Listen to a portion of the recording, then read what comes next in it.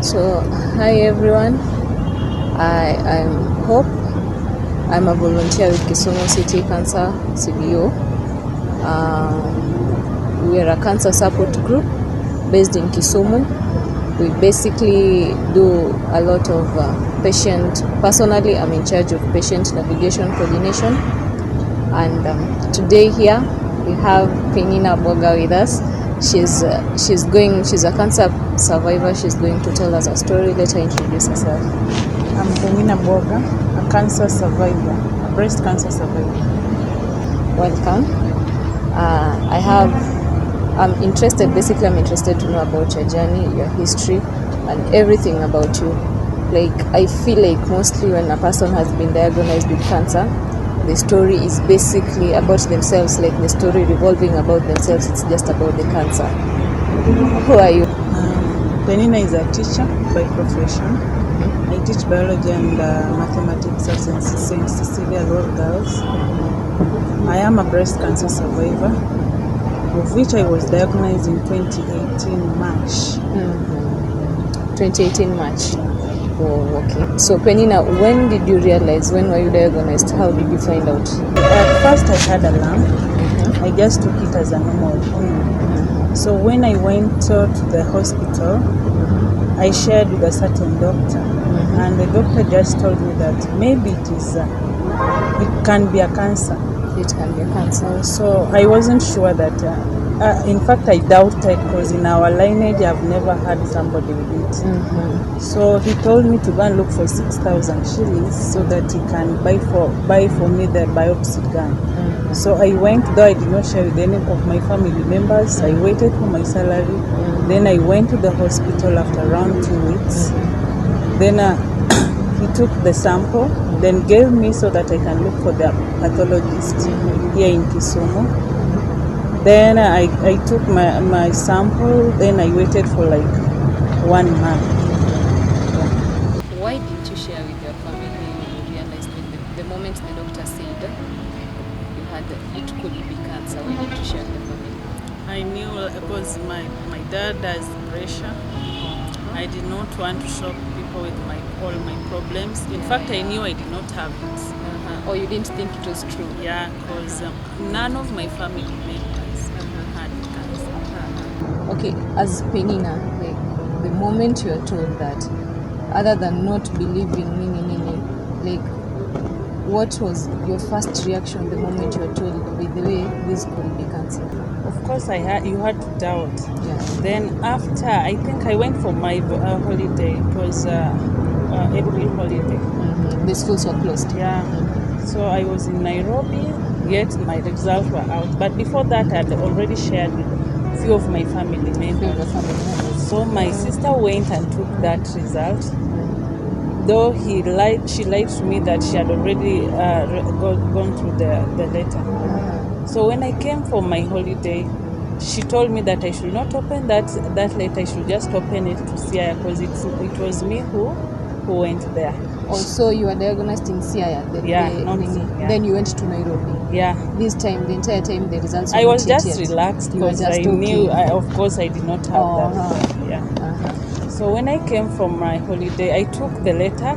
Though my sister knew, I think she knew, because she wanted to take me to Siaya, and I refused. So, no, your sister was in Nairobi or in Kisumu? In Kisumu. Or you came to Kisumu and then Siaya? Yeah. So I refused because I told her it was me who went to Siaya. So I told her to allow me just to go alone. So when I went to Siaya, I met with that doc.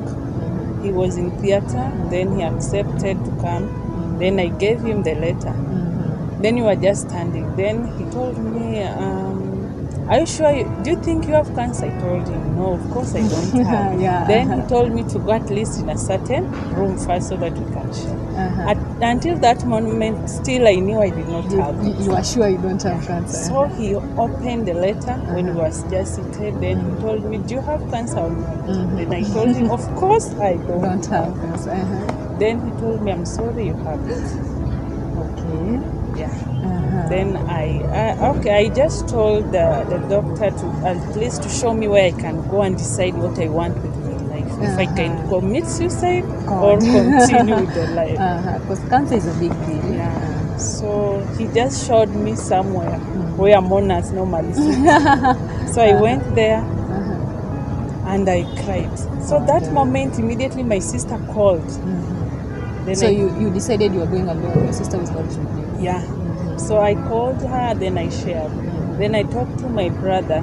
In fact, I think she also called my brother so that my brother can come to Siaya and see what The is moral on. support. Yeah. So when my brother came, my cousin also works at Siaya Hospital. So of course, two men, you can't continue crying. Yeah, That's you why I can't. picked my courage. Then we went to Bondo.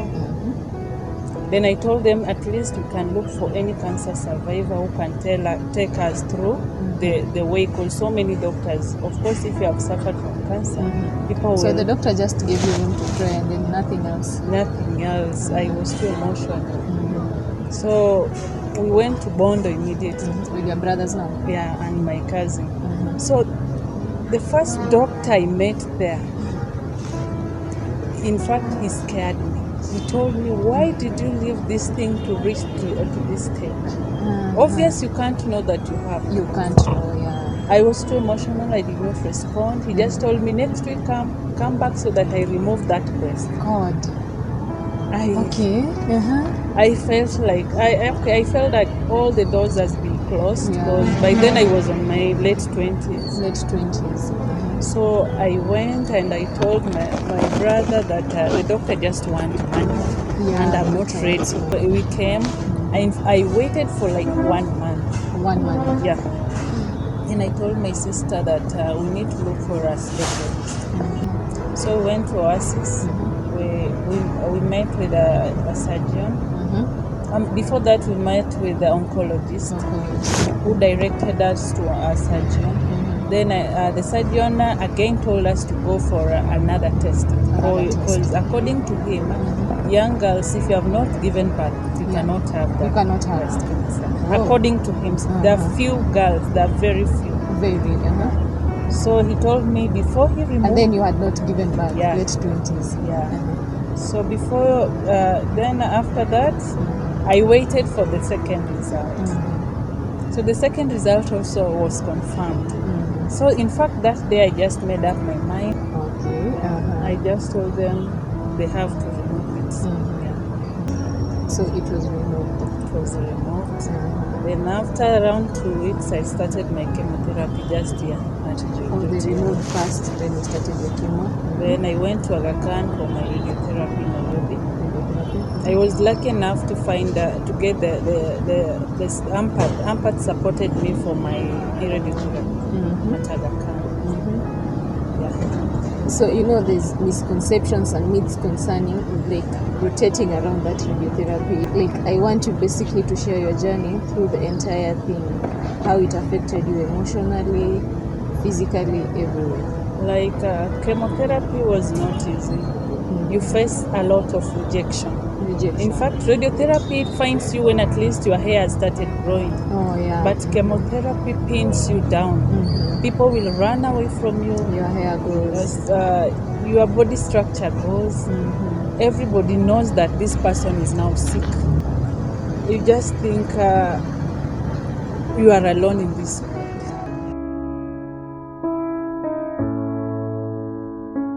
The journey is not easy. You are alone with you and your God. Yeah. So that was during chemo.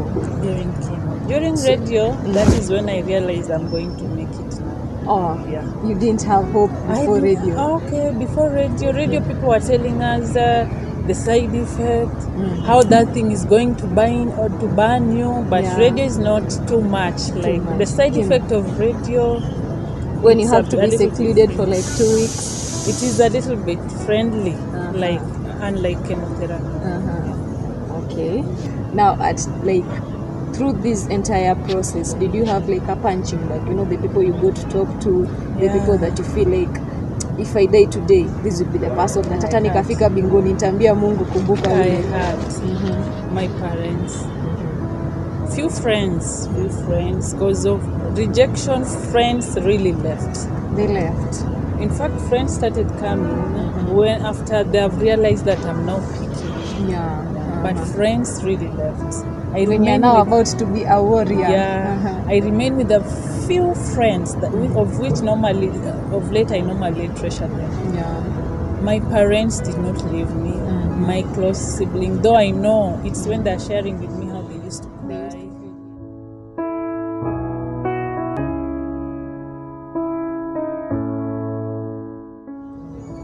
Okay, for me, I can say God gave me the energy, because even during my chemotherapy, I used to go back and teach.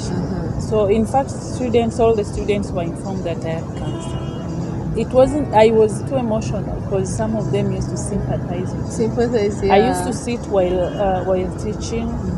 Then during radiotherapy, it occurs during January 2019. So I went to Nairobi. The side effect was there because that thing burns. So the pain that you go through, the side effect of burning, but after around 1 month, those things the side effect just disappear.